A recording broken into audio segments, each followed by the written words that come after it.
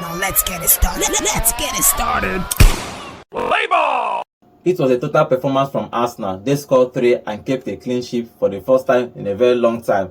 First goal from Saka, scored a beautiful goal, and a world-class goal from Partey, scoring the second goal, and nwaneri made it 3 almost at the end of the game. Okay, if you look at that game, it was a total performance from Arsenal. They defended well, they attacked well. The way they played, I think everybody could see that they missed Odegaard. And I keep saying in football, it's easy when you play everybody on their position. See, everybody was playing on the national position. Odegaard was there. Even Moreno was like a boss to ball, or where Rice used to play. Everybody was playing where they're supposed to play. And Arsenal totally killed Nottingham Forest. They didn't even have a chance at goal. Maybe 1 or 2 at the 90 minutes. But generally, how do you see that game from Arsenal? Fantastic result, fantastic win. 3 goals to the good and no reply from Nuno. For all the big hype around Nuno and Nottingham Forest that this season they are the dark horses, they are the breakout club this season and all of that. Arsenal put them in their place and good result. It's still a marathon, but you have to call it in the moment. Fantastic result for Arsenal. If you can't say that, I'm not going to doubt the fact that I'm not doubting the fact that Arsenal did well in this game. But if you're going to classify Nuno's season with just 2 losses against Fulham and Arsenal now, back-to-back losses against Fulham and Arsenal now, and you want to cap the whole of his season. Nobody's capping. Nobody is capping his season. We are talking about a game, which is a tiny snapshot in a long marathon of a season. And in this tiny snapshot, fantastic result for Arsenal. If you can't take that, then man, what are you going to take? Okay, let's talk about the game in general now. Arsenal dominated that game. I think possession was 70-30 at some point. At some point, it was 80-20. More pass completed, more shots at goal. Let's talk about the first goal. That pass from Odegaard to Saka. Saka moving that ball, and what a lovely strike from Saka to score that goal. Lovely strike. I like to say that these 2 players have this telepathic communication.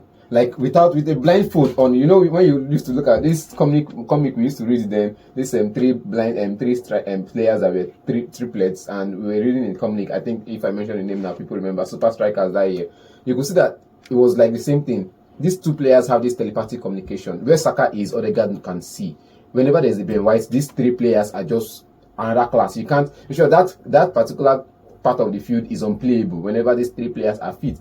Ben White, Odegaard, and Saka, because you can't take a ball past them. They always getting the attack. They always getting the chances created. And between Odegaard and Saka now, I feel like they just missed Ben White, who could just cap it off because there was too many runs coming back to defend. If there was Timber actually played very well today. He played well, but if there was a Ben White, you could have seen that Saka would have been relaxed up front, perhaps giving the attacking the Nottingham Forest defense the run they didn't expect. But between these 2 players, I feel like they have this communication, and it's a good one. Arsenal, I would not lie about this. Now Arsenal has missed these 2 players. That not just Odegaard in the starting lineup. They've missed Saka because they've missed the combination of these 2 players. And in this match, you could see that it could have been more if there was a Ben White. It could have been maybe a 7 or 4 or 5 perhaps. But I feel I think Saka kind of ran more in the game. Tim actually made most runs, but they didn't come up to it. I think he missed maybe 2 chances even in that game. But what do you make of this first goal? I think this is old Arsenal. We saw last season. I think this is where their season starts. We were talking about even before the show that if they get anything less than 3 points, it's over for them. And they took that words to heart and went there and gave a total performance. It was a standard. Let's not forget that they had a goal ruled off for offside in this game early before Saka got his goal. So Arsenal came into this match prepared to lay the law down. I'm happy that the match played out the way it did. Also, for a couple players that were played in positions in their natural position, Arteta, they hear word. This match now show me say yes, they hear word, and I'm happy about it. Hopefully, Arsenal can build upon it. But look at the result, look at the play, look at Odegaard. You can't underestimate his impact in this Arsenal side. You can't underestimate it. Okay, let's talk about the second goal. Jorginho started the first half. He took a yellow card. So early in the second half, before the second half started, it was the halftime sub. Yeah, halftime sub. The Partey came in and the dominance continued. And that pass from Saka to Partey and bang after the 18-yard box. Lovely shot, lovely goal. Look at it now. When they were with Jorginho, everybody was still playing safe football. trying to defend with him, it's like a build together kind of thing. But when Partey came in, the attack line was just free to do their job. You get, but with Jorginho on the side, Moreno didn't really go forward. He was always around Jorginho, trying to make sure there was a back-to-back or back and forth movement around him, which was always okay. We saw it with Declan Rice. But with Partey in the side, everybody was relaxed up front. Not that they were relaxed, they actually ran back to defend, but you saw that they had that freedom that, okay, we have somebody we trust that is sealing the defense line, so let's give our goal. And getting that chance for him to score that goal was one of the best moments of the game, because he came in, he exerted his dominance in midfield. He told you that this guy is the padlock that holds the midfield together. You know, the linchpin that holds the midfield together, and with his presence, it was all from there. The goal started raining, because after just one goal in the first half, in second half you scored 2 goals, and him coming into that game in the second half, getting the goals for Arsenal, getting the chances for Arsenal, letting the attack line create their chances and score their goals. It was top notch for him. Getting that goal especially gave him that boost. That, you know, there was a report last weekend that said we are ranking the best defensive midfielder in the Premier League. And when you rank defensive best midfielders in the Premier League from last season and this season, and you're not putting Partey's name in top 5, you beg the question, why is the ranking there? He's always injured, and you don't actually rank defensive players by scoring goals. Okay, if you look at the third goal, nwaneri was introduced. He and Sterling was introduced around the 81 minutes, and he scored that goal. That goal has been coming from he scored that goal in the Premier League. Everybody was happy. The fans were cheering it, singing his name. What do you make of this young boy? He replaced Odegaard and scoring a goal. So I think that he is going to be the star in the future. But this particular game, in this last 10 minutes, he actually did well. I think nwaneri is making a consistent case for himself of getting more game time at Arsenal. And one of the ways you do it is not just by performing, but another way to do it is also by scoring goals and scoring key goals for the club. Now, when you are 2 goals up and you are playing Nottingham Forest, you can't afford to rest on your oars, and making that goal difference, maybe one more by the way he scored, it kind of settles the game, puts everybody in the place. Arsenal can now relax and play the ball the way they usually play, and it's good for him because he's a young talent. He's looking to break into the side, and one of the things you can only do to make your case is by going out there, playing good football, scoring the goal to help the team. Yeah, and you know, it was both of them was introduced, Sterling and nwaneri, and Sterling actually assisted nwaneri for that goal. It's a confidence booster. Yes. We saw him against Tottenham. I was shouting, let him start, and everybody's no, he's a derby, is going to consume him. But when he came in the second half, you saw how he drove through the Tottenham midfield. Now, Odegaard has not been available. He's been given time, 15 minutes, 20 minutes to play, and he's been showing his performance so far. Now, in this game, you bring him in, you're already winning. You expect him to just come in and perhaps complete the work of sitting around, defending and creating chances and not really scoring the goals. But he took the game an extra mile. He did the extra job. He did what he needed to do, got the ball, get the assist. Perhaps Sterling wasn't in the mind frame of scoring the goal and had to let him on it. And boom, it was his goal. And you see that this performance will tell you that he boosts his confidence that in the next game, even if I'm giving the 15 minutes I'm giving, I will do better. Okay, if you look at the general, I want to talk about a player that played the 90 minutes for the first time in a very long time. Is Jesus. Jesus played the 90 minutes. Havas, probably because they played international football, 2 games. He and Martinelli didn't actually play. Both of them sat at that game. But if you look at Jesus actually makes this whole attack tick. But the problem that he doesn't score goals. Yes. He makes you tick. He makes the combination between him, Saka, and Odegaard was flowing, especially in the first half, somewhere in the second half. But he couldn't get off the score sheet. But truthfully, that performance was still very good for Jesus, even though he did not score. If it's for building up play, you want a striker that will build up play. Jesus is one of those strikers. He will drag there's this thing they call off the ball movement. It distracts the defender for other people to score goals. You get, Arsenal have that kind of player in Jesus. Arsenal has it in what's it called, Kai Havertz. Arsenal has it. They had Chelsea has it in Joao Felix. So many teams have it.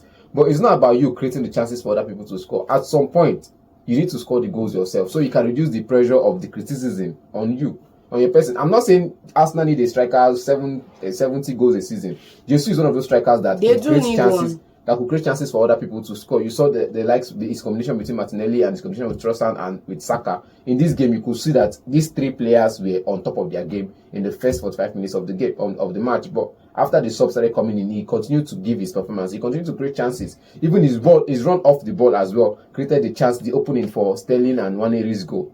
You see, it was also what's it called, Pictovia to that movement that created for that third goal. But also, you could see that at some point they will still criticize him because he didn't. How will Arsenal go on to win three goals? You didn't have an assist to your name, or perhaps you didn't score a goal to your name. That's just a problem for him. Okay, what do you make of this Jesus matter?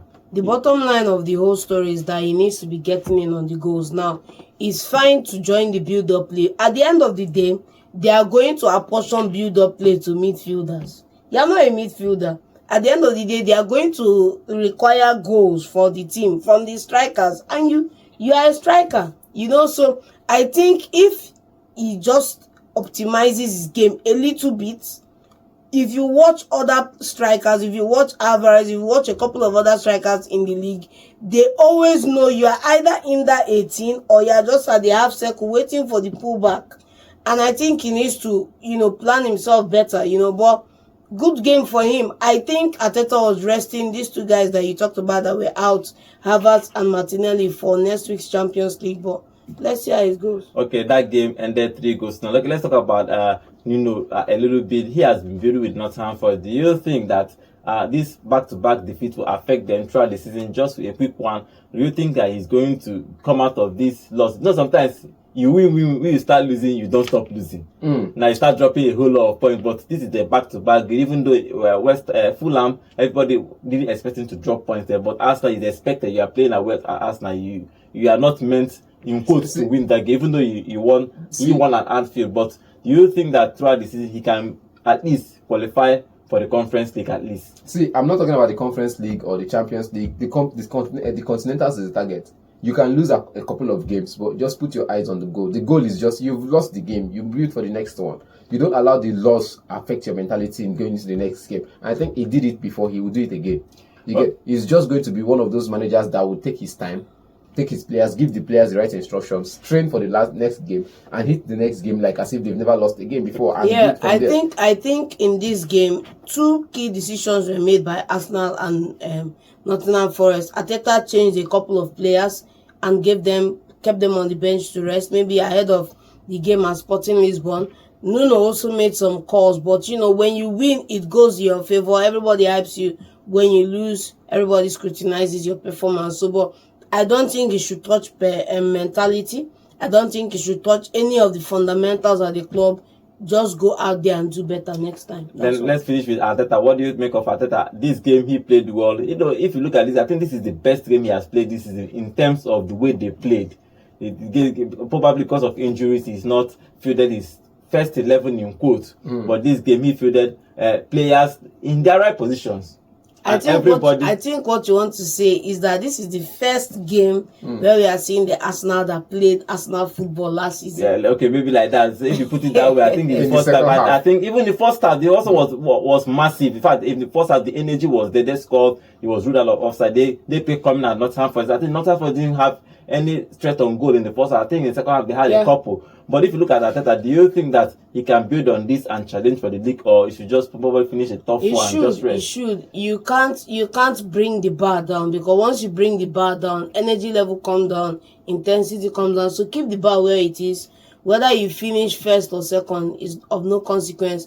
The goal is the goal, and then you keep executing game by game. What do you make of Arteta? Do you think that he can actually continue with his quest to win this Premier League? He has tried for 2 years. City and Pep refused, but he's trying again. What do you think? Pep did not refuse. His results were against him, because you moved Pep. You have won about 2 titles by now. No, you went on to lose. Last season, he had 8 games where you would drop points away to Chelsea, Aston Villa, and all of that, and he ended up losing against Aston Villa. Through that, if you go back, the previous season, you were already leading 3-0, and you dashed your 3 goals to Southampton, who were already fighting relegation. If you go back 2 or 3 seasons ago, Pep met the same bus stop, and what did he do? He went and brought Joachim Haaland and put him in the team. I won the Champions League. Arteta, you are targeting the Champions League, so I think I'm just saying, Arteta Arteta, see, wherever you stop last season, you build on it.